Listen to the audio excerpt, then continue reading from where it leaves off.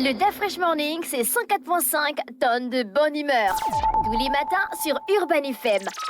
La meilleure radio de la capitale. La meilleure radio de la capitale. Vous êtes sur les 104.5 Urban FM, la station urbaine, et vous écoutez le DA Fresh Morning. On est avec Elvis. Elvis, bonjour. Bonjour DA Fresh, bonjour Mosley, bonjour René Ruth. Bonjour Elvis.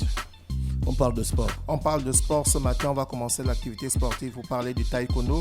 Le championnat du monde de taekwondo va se passer du côté du Mexique du 13 au 20 novembre prochain, puisque demain c'est novembre. Donc, on espère vivement que les Panthères du Gabon sont en train de se peaufiner, parce qu'aujourd'hui, il y a déjà 8 qui sont du côté du Maroc.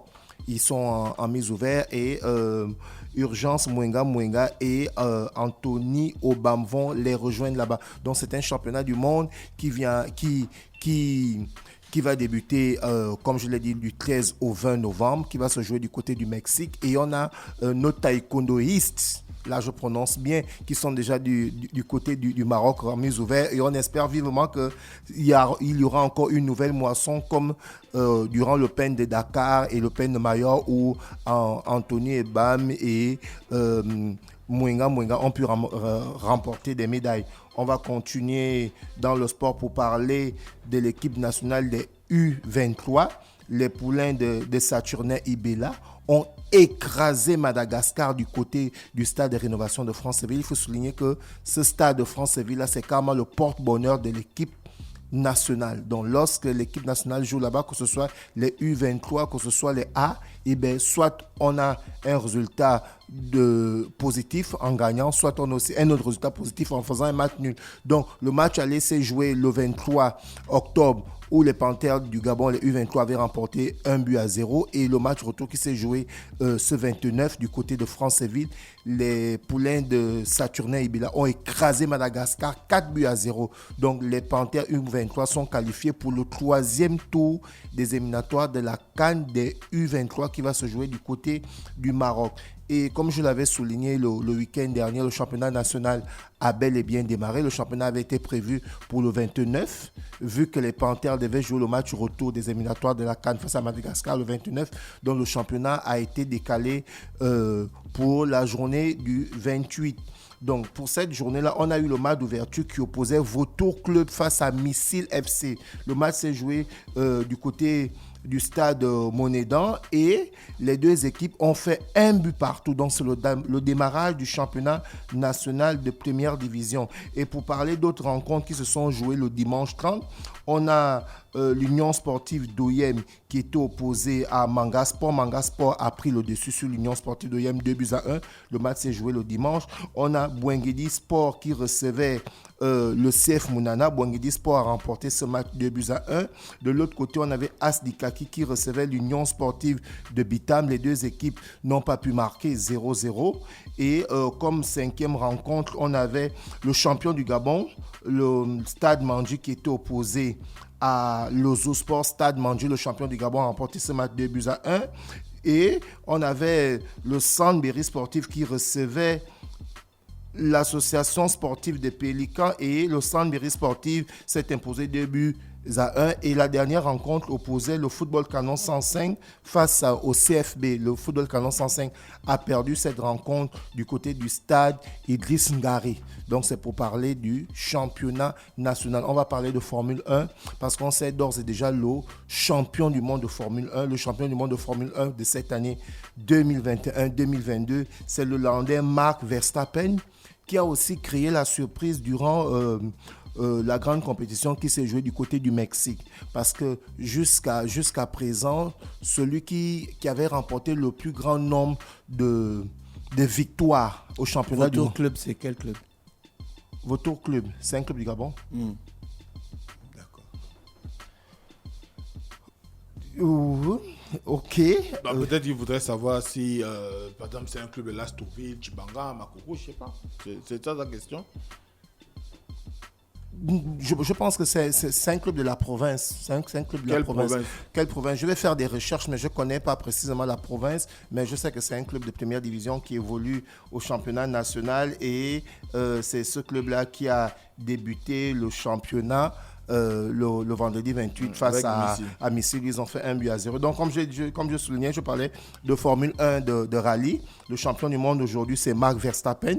Il remporte son 2e championnat du monde. Il faut préciser que les 4 dernières années avaient été marquées par le sac de Lewis Hamilton, qui avait remporté en 2017, en 2018, en 2019 et en 2020. Donc, Max Verstappen, aujourd'hui, qui remporte pour la 2e année consécutive l'écurie Red Bull.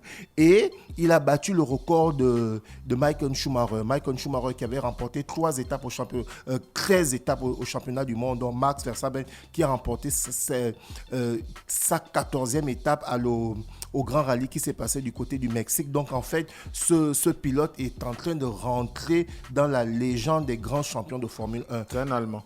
Non, c'est un Hollandais. C'est un Hollandais. Il remporte ce 2e type avec Red Bull. Il faut dire que c'est Mercedes qui, depuis 5 ans, était en tête de ce championnat du monde parce qu'en 2016, on se souvient que c'était le jeune Allemand Nico Rosberg qui avait remporté. Ensuite, on avait vu le quadruple de Lewis Hamilton. Donc, avec Mercedes, là, c'est Red Bull qui prend maintenant la tête de ce championnat du monde.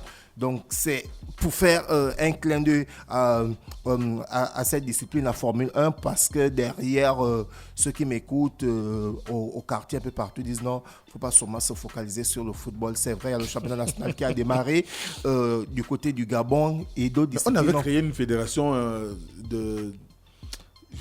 d'un truc comme ça, de rallye au Gabon, je crois.